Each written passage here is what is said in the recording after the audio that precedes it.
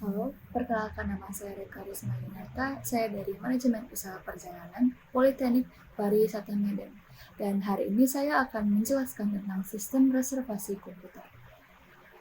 Sistem reservasi komputer atau yang kita kenal dengan CRS adalah perangkat lunak berbasis web yang digunakan oleh agen perjalanan dan perusahaan manajemen perjalanan untuk mengambil dan melakukan transaksi yang berkaitan dengan perjalanan udara, hotel, persewaan mobil, atau aktivitas lainnya. Awalnya dirancang untuk dipergunakan oleh maskapai penerbangan, tetapi kemudian diperluas untuk menggunakan agen perjalanan dan sistem distribusi global atau yang kita kenal dengan singkatan GDS untuk memesan dan menjual tiket untuk berbagai maskapai penerbangan. Sebenarnya tujuan utama dari CRS adalah membuat toko layanan satu atap dan menghilangkan jarak fisik dan geografis di antara mediator dan konsumen, jadi membuat agar lebih mudah terjangkau dalam memberikan informasi untuk maskapai penerbangan, hotel, perusahaan persewaan mobil, agen perjalanan perusahaan, dan masih banyak lagi. Sebenarnya istilah dari CRS tersebut tidak banyak digunakan karena telah menjadi bagian dari sistem yang lebih besar yang kita kenal dengan Passenger Service System atau PSS yang terdiri dari CRS, Sistem Inventaris Maskapai, dan Sistem Kontrol Keberangkatan atau DCS. Lalu, apa saja fungsi dari CRS di dunia industri? Yang pertama itu menampilkan layanan perjalanan dengan harga dan gambar. Yang kedua, manajemen inventaris dan reservasi. Yang ketiga, integrasi gateway pembayaran online.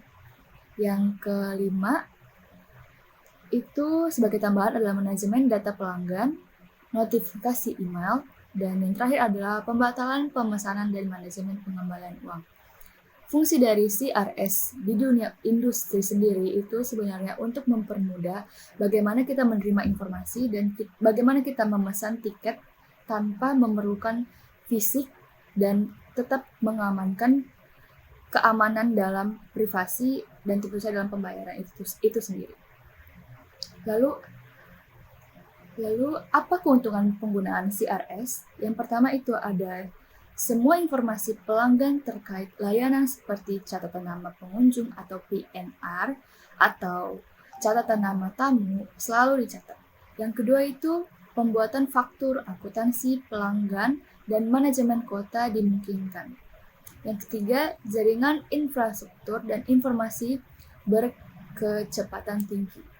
Jadi kita tidak harus menunggu lama. Dan yang terakhir adalah dapat mengutip tarif dalam proses pembuatan tiket dan voucher.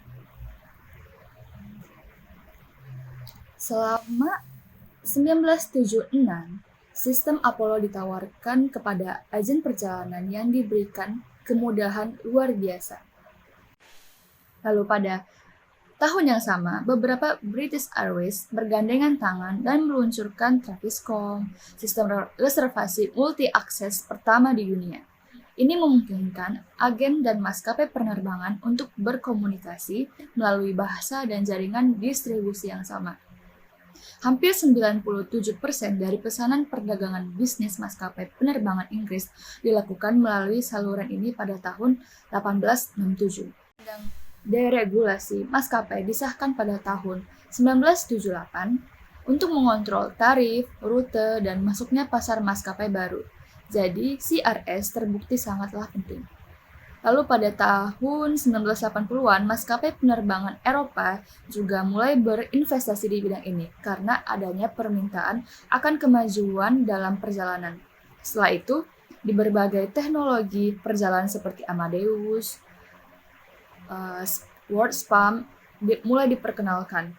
Perusahaan yang lebih kecil lagi seperti QIU dibentuk untuk mengangkut maskapai berbiaya rendah.